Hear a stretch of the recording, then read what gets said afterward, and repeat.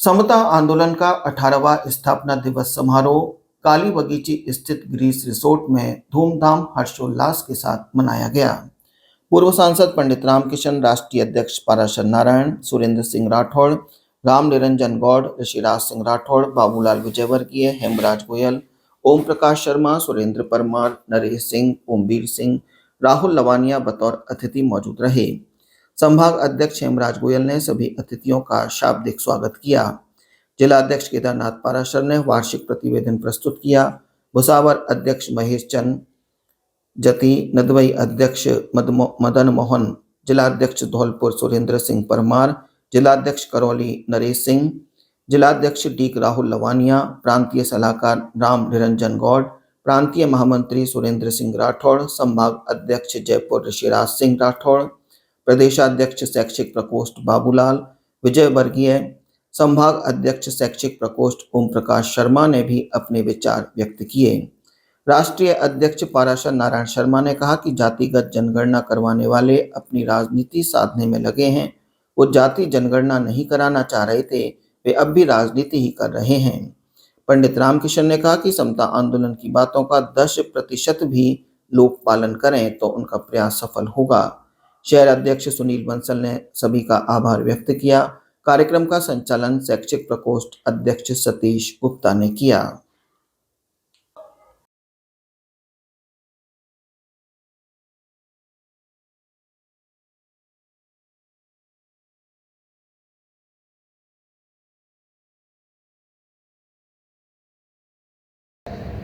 बेरोजगारों को बेरोजगारी भत्ता मत दो आप, ये फीस तो झेलो आप। 16 वैकेंसी है, 20,000 अप्लाई कर रहे हैं उसके लिए। करोड़ों रुपए आ गए सब सरकार के पास और हुआ 16 लोगों का ही, उसमें भ्रष्टाचार हो गया। तो एक चंदा वसूलने की संस्था थोड़ी सरकार को, इसको कम करो, लिख लिख के भेजा आपने। हालांकि उसमें कुछ कमी भी आ रही है। अब जो डिफरेंस था ना 4 गुना 5 गुना का, वो कम होता जा रहा अगर आप ध्यान से पढ़ते हो तो विज्ञापन को। लेकिन अभी मैं कोटा गया था तो एक एक्शन साहब ने अच्छा सुझाव दिया कि साहब ये जो फीस का डिफरेंस है जाति के आधार पर नहीं होना चाहिए, मैसेज गलत जाता है।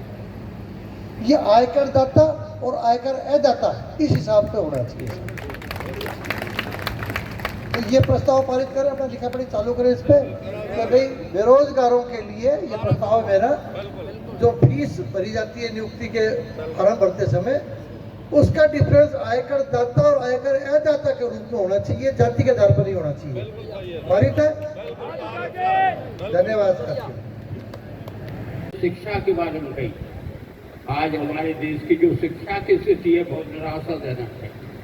आपने पढ़ा होगा अभी इंटरनेशनल ह्यूमन डेवलपमेंट की रिपोर्ट में आया है कि हमारे देश के पढ़े लिखे लोगों में से 66% लोग बेरोजगार हैं। पढ़े लिखे में, मैं टोटल बेरोजगारों की बात नहीं कर रहा हूँ, जो बेरोजगार हैं उनमें 66% लोग हुए हैं जो पढ़े लिखे हैं। अब 66% देश में पढ़े लिखे बेरोजगार होंगे, उस देश की क्या स्थिति बनेगी? आप खुद सोचो, उस पर विचार करना। एक तीसरी स्थिति है कि समता आंदोलन को, इन चीज़ों को तो जोड़ना ही चाहिए, पर आर्थिक विषमता जिस तरह से बढ़ रही है उसके बारे में जरूर सोचना चाहिए। आप जानते हो पिछले 2 साल पहले हमारे देश में 177 अरबपति थे, 177, और अब 1 साल के अंदर 271 हो गए हैं।